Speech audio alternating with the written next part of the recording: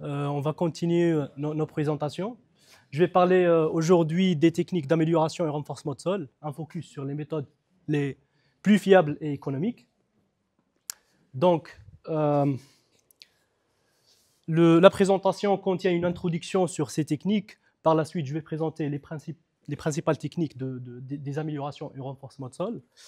Et la troisième chose que je vais parler, c'est un exemple d'un projet de chemin de fer minier qu'on a réalisé récemment.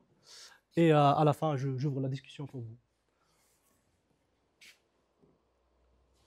Donc, qu'est-ce que c'est une technique d'amélioration et renforcement de sol? En fait, ce sont des techniques pour améliorer les sols, pour supporter plus les ouvrages et diminuer le tassement, tout simplement. On a plusieurs techniques qui sont connues, comme le compactage dynamique, le soil mixing, les colonnes ballastées, les inclusions rigides, les drains verticaux. On a des techniques moins connues, comme la consolidation par osmose, les biocimentations, par exemple. Pourquoi on développe et on travaille, ou on utilise les techniques d'amélioration et renforcement de sol? Parce que tout simplement, c'est moins coûteux par rapport à une technique classique comme l'EPIE. Par exemple, si on compare, le tableau en fait donne une comparaison entre ces techniques et une technique classique qui est l'EPIE, on voit qu'on peut réduire le coût de notre ouvrage entre 40 et 80% par rapport à une technique classique comme l'EPIE. Donc, certainement, il y a des avantages et des inconvénients, mais généralement, on peut remplacer ces techniques, les techniques classiques par des techniques d'amélioration et renforcement de sol. Alors, c'est un petit peu de définition pour les gens qui ne connaissent pas les techniques. On peut distinguer deux grandes familles, amélioration de sol et renforcement de sol. L'amélioration de sol sert à densifier le sol sans ajouter quelque chose. À la fin, on aura un sol support homogène. Par contre, pour les renforcements de sol, on améliore, on introduit quelque chose, comme les inclusions rigides, les CMC, les colonnes ballastées. Et à la fin, on aura un sol support composite, c'est-à-dire sol plus quelque chose. En termes d'application, on peut appliquer ces techniques presque sur tous les types de sols, du tourbe vers des cailloux et des sables graviers. Je commence par le préchargement plus drainage. C'est essentiellement appliqué sur les sols fins, parce qu'on a besoin toujours de faire sortir l'eau pour tasser ou consolider notre sol. On a les vibrocompactages, compactage dynamique, c'est principalement appliqué pour les sols grossiers. Pour les améliorations, pour les renforcements de sol, comme les colonnes ballastées, plots ballastées et tout type de colonnes, on peut les appliquer presque pour tous les types de sols. Très bien, je passe à un exemple qu'on a réalisé, comme j'ai dit tout à l'heure, pour le projet du chemin minier de l'Est vers Bourg-Gouffre. Donc, pendant l'investigation géotechnique, ils ont identifié 5 zones considérées comme compressibles. Donc, ça nécessite un renforcement. Sur les 5 zones, on a principalement 2 couches principales. La première, c'est une composite d'alluvions lâches plus des argiles compressibles plastiques, qui peut atteindre jusqu'aux 10 mètres, et une deuxième couche du grès dur. Il faut noter que la nappe, on l'a trouvée à une profondeur de 5 mètres. Donc la spécification du projet, pendant l'étude de tracé qu'ils ont réalisé, ils ont préconisé un remblai entre 6 et 8,5 mètres sur toutes ces zones. Les critères qu'on doit respecter, c'est les tassements absolu de 10 cm, plus un tassement différentiel de 5 cm sur une distance de 20 mètres, pour protéger bien sûr la plateforme ferroviaire. Avant de commencer à penser à des solutions de consolidation ou de renforcement, on a fait des calculs un peu poussés pour savoir est-ce qu'on peut traiter avec des techniques moins chères ou on ne traite pas ces zones pour optimiser le budget du projet. Donc, pour la zone 1, 2, on a trouvé des tassements acceptables, donc on n'a pas besoin de renforcer. On a déjà enlevé 2 zones. Pour la zone les zones 3 et 4, on a trouvé des tassements entre 10 et 20 cm. Donc, on a préconisé une substitution de sol entre 1 et 2 mètres. Il faut savoir que si on ne dépasse pas les substitutions de 5 mètres de profondeur, ça reste toujours moins cher que les techniques de renforcement. Donc, c'est pour ça qu'on a choisi cette technique. Pour la zone 5, par contre, on a trouvé des tassements entre 20 et 35 cm. Et le mal, c'est que la consolidation va prendre 8 mois. Donc, le maître d'ouvrage a demandé de faire quelque chose parce qu'il ne peut pas attendre. Si on met un remblai, par exemple, il ne peut pas attendre 8 mois pour avoir la consolidation. Donc, on a proposé, après une discussion, bien sûr, le renforcement de sol par inclusion rigide. Par colonne ballastée. Donc, pour ce genre de solution, il faut vérifier 3 ou 4 points. La première, c'est la stabilité interne des colonnes. Deuxième chose, c'est la stabilité du remblai. Troisième, c'est la stabilité du portance globale du remblai. Et quatrième, c'est le tassement plus consolidation. Donc, on a commencé par la vérification de la stabilité interne de la colonne ballastée. Selon les recommandations de CFMS, on a 3 scénarios A, B, C. Pour information, le scénario le plus dimensionnant, c'est le premier.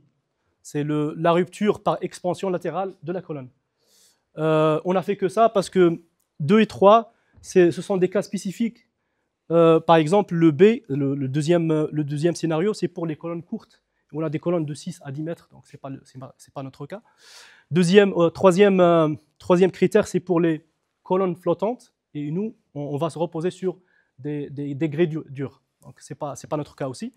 Donc, on a fait le calcul, on a trouvé un maillage de 2 sur 2 pour un remblai de 8,5 mètres de hauteur avec un taux de remplacement de 11%.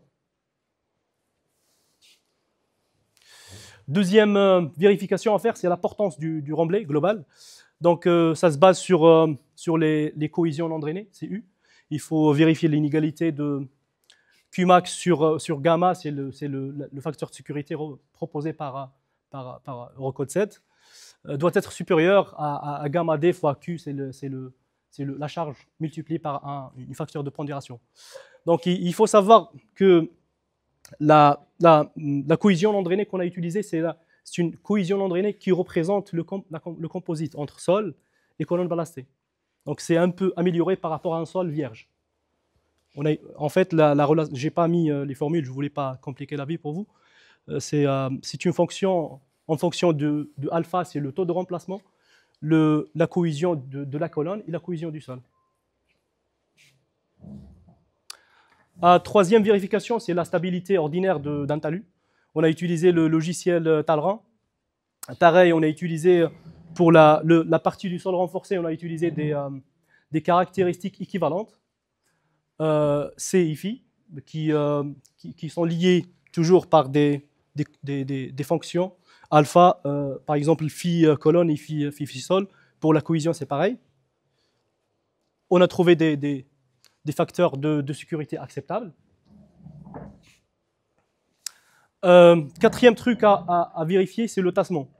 Donc, pour avoir un tassement proche de la réalité, pour ce genre de technique, il faut homogénéiser aussi. Comment on a homogénéisé? On a commencé par un maille ou un maillage. On a développé un calcul axisymétrique sur plaque 6. On a une partie qui représente la colonne, une partie qui représente le sol. On a mis le remblai et on a déterminé le déplacement en Y, en Z, en vertical. Donc, à partir de cette relation, on peut déduire le module odométrique équivalent pour le sol plus la colonne ballastée. D'accord? Donc, par la suite, on a utilisé ces caractéristiques on peut dire, de déformation sur un modèle 2D normal plastique, de plaque 6. On a 100 mètres de largeur du modèle pour éviter les interactions avec les bords. 20 mètres de profondeur pour avoir touché toute la zone influencée par le remblai. Et une surcharge de 50 kPa pour la voie. Donc voici les résultats. À gauche, on a le tassement après la mise en le remblai, après mettre le remblai, on a presque 21,3 cm de tassement. C'est énorme, ça dépasse en fait le critère de tassement de 10 cm. Par contre, si on regarde la consolidation, ça peut arriver dans 3 semaines. Pourquoi? Parce qu'on a les colonnes ballastiques qui drainent et qui met le parcours ou le chemin de drainage très court. Donc, lorsqu'on a ajouté la charge de la voie, on n'a ajouté que 4 cm, ce qui ne dépasse pas 10 cm de critère de tassement. Donc, pour conclure, on avait 5 zones. On a écarté déjà au départ 2 zones qui ne nécessitent pas de renforcement. 2 autres zones, 3 et 4, on a fait que la substitution de 1 à 2 mètres, ce qui est moins cher que faire des colonnes ballastées. Pour la 5e zone, on a utilisé des colonnes ballastées, on a recommandé des colonnes ballastées. Il faut savoir que le maillage de ces colonnes ballastées dépend du hauteur du remblai. On avait 3 zones sur la zone 5.